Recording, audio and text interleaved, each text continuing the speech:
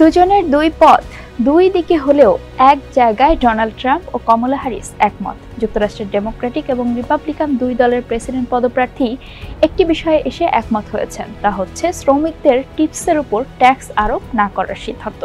এটি এমন একটি প্রস্তাব যার আওতায় পড়ে পরিষেবা শিল্পে কাজ করে এমন রেস্তোরাঁর কর্মী, বারটেন্ডার, হেয়ারড্রেসার, ম্যানিকিউরিস্ট, ট্যাক্সি ড্রাইভার এবং অন্যান্য, যারা প্রায়ই তাদের আয়ের একটি উল্লেখযোগ্য অংশ টিপস থেকে পান। কিন্তু কেন ট্রাম্প হ্যারিস এই বিষয়ে একমত হলেন?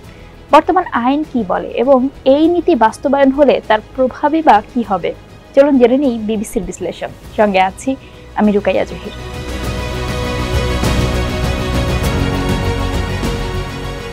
রিপাবলিকান প্রেসিডেন্ট পদপ্রার্থী ও সাবেক প্রেসিডেন্ট ডোনাল্ড ট্রাম্প প্রথমে প্রস্তাবটি প্রকাশ্যে আনেন। গত জুনে একটি সমাবেশে তিনি এটি ঘোষণা করেন। এরপর গত সপ্তাহের শেষে ডেমোক্রেটিক প্রেসিডেন্ট পদপ্রার্থী ও ভাইস প্রেসিডেন্ট কমলা হ্যারিস এই সিদ্ধান্তে একমত হন। তবে এই কারণে অবশ্য বিড়ম্বনায়ও পড়তে হয়েছে তাকে। বিরোধী শিবিরে তাকে কপি কাট কমলা বলে বিদ্রূপ করা হচ্ছে। নেভাদায় দুই দলের প্রার্থী এই ধারণায় তাদের সমর্থন ঘোষণা করেছেন। এই রাজ্য মূলত লাস ভেগাস ক্যাসিনোগুলোর জন্য বিখ্যাত। এখানকার রেস্তোরাঁ এবং হোটেলগুলো 20%-এরও বেশি কর্মী নিয়োগ করে।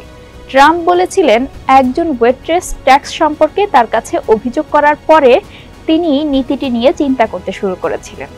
রিপাবলিকানদের যারা দীর্ঘদিন ধরে কর কমানোর পক্ষে, তারা এটিকে তাদের পার্টির অফিসিয়াল নীতির অংশ হিসেবে গ্রহণ করেছে এবং রেস্তোরাঁর লবি গোষ্ঠীগুলোর সমর্থিত বেশ কয়েকটি বিল এখন কংগ্রেসে প্রচারিত হচ্ছে।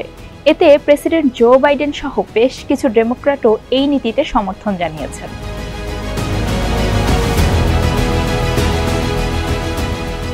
বর্তমান আইনের অধীনে কর্মচারীদের কেউ যদি প্রতি মাসে $20 বেশি পরিমাণ টিপস পান, তাহলে তাদের নিয়োগকর্তার কাছে তার হিসাব দিতে হবে।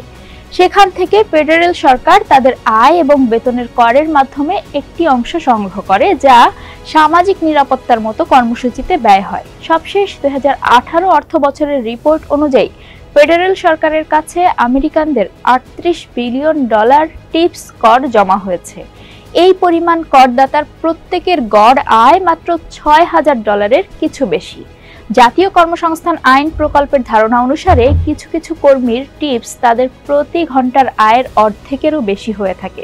ইয়েল ইউনিভার্সিটির বাজেট ল্যাবের একটি বিশ্লেষণ অনুসারে যুক্তরাষ্ট্রের জাতীয়ভাবে আনুমানিক 40 লাখ কর্মী নিয়মিত টিপস পান, যা সামগ্রিক কর্মশক্তির 3%-এর কিছু কম। এছাড়া এই কর্মীদের একটি উল্লেখযোগ্য অংশ, প্রায় 37%, এত কম উপার্জন করে যে তারা বর্তমানে ফেডারেল সরকারকে মোটেও আয়কর দেয় না।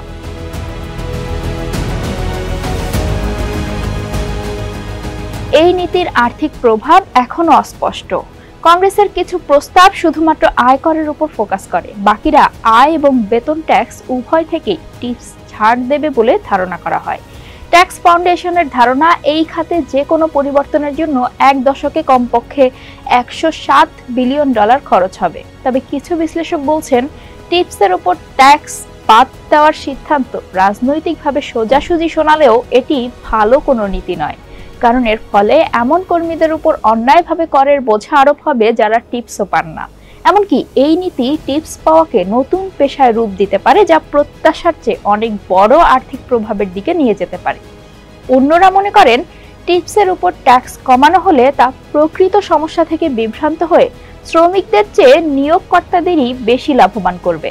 তখন ব্যবসা প্রতিষ্ঠানগুলো টিপস গ্রহণকারী কর্মীদের ন্যূনতম মজুরি দিতে বাধ্য থাকবে না। এতে বিপদ হতে পারে ওই কর্মীদের।